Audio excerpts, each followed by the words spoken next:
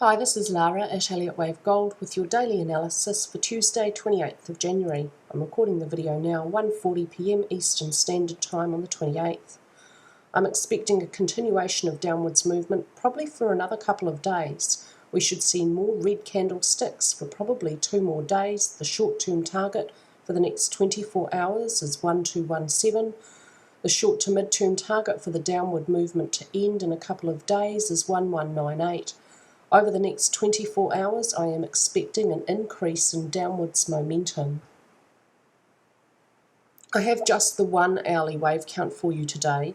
It's now extremely likely that minute wave B is not over and we're going to see more downwards movement in the short term. The bigger picture still expects that primary wave 4 was not over here in 9 weeks as a single zigzag. And again, to see my full explanation of why I think that's the case, every day the text article links back to a prior analysis where that is explained in detail. This can't be primary wave 5, it'd have to be labelled 1, 2, 3, 4, and what would be 4 is now in what would be wave 1 price territory.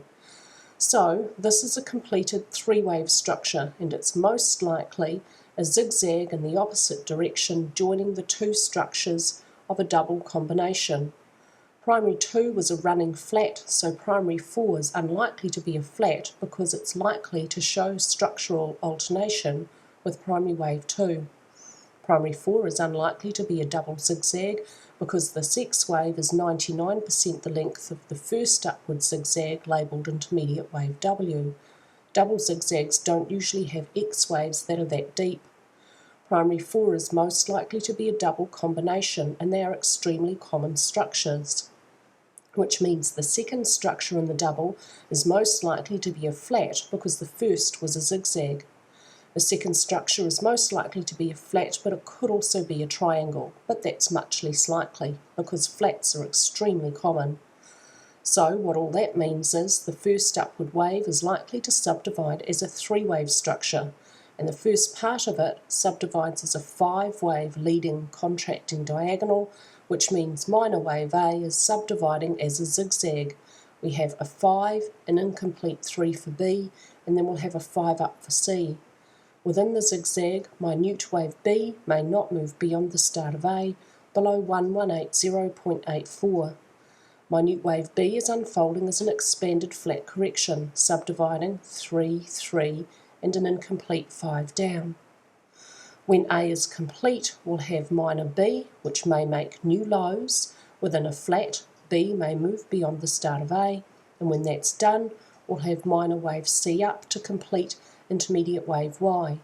The whole structure for primary 4 should take up time and move price sideways. The second structure in the double combination usually ends around about the same level as the first structure, so overall I'm expecting it to end about 1434. Primary wave 4 may not move into primary wave 1 price territory above 1532.90. Let's have a look at how this expanded flat is unfolding, where the low of minuet wave A is this point here. So we have a 3 down, it's a double zigzag for A. We have a 3 up, which is over 150% the length of A. This is also a double zigzag for B. C must subdivide as a 5-wave structure.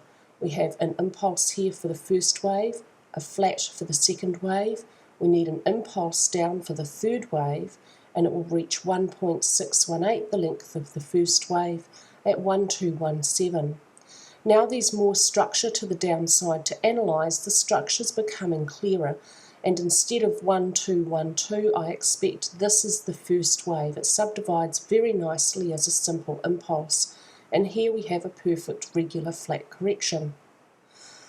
Subminuet wave 3 can only subdivide as an impulse. It should show an increase in downward momentum beyond that seen for the first wave, and it should break through the lower edge of this acceleration channel drawn around the first and second waves.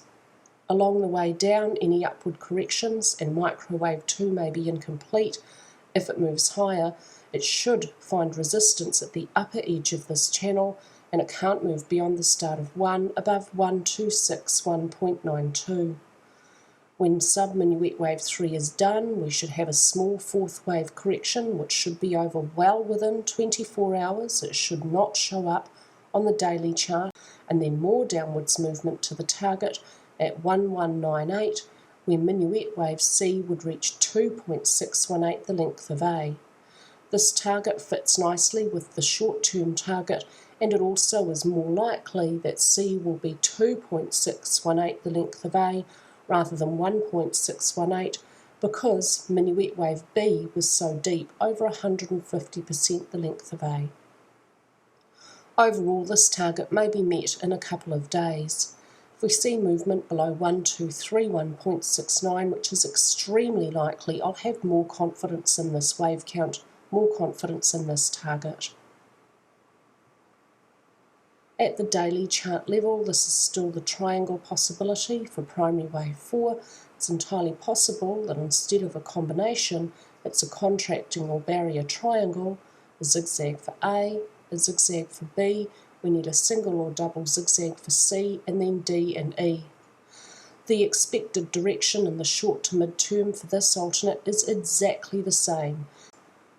That's all for me today with your gold analysis, and I hope that everyone's having a fabulous day.